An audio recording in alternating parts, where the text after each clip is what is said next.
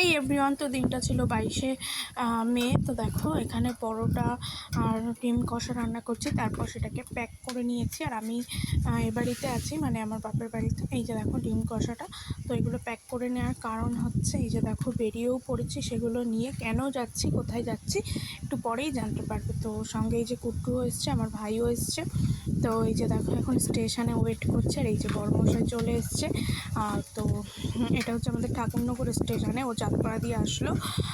ও যাবে হচ্ছে কাজের জন্য কলকাতার বাইরে খানিকটা দূর। তো সেই জন্য আর কি আমি ওর জন্য টিফিন প্যাক করে দিলাম। যেতে ওর 2 দিন সময় লাগবে, এখন কিছুদিন ও ওখানেই থাকবে কাজের সূত্রে। তো সেই জন্য আমরা এখানে দেখা করতে এসেছিলাম। যেহেতু প্রচণ্ড গরম, সেই জন্য এখন বর্তমানে আমি আমার বাপের বাড়িতেই আছি। আর বাড়িতেও তো কেউ থাকে না জানো, তারপর একটু শরীরটাও খারাপ।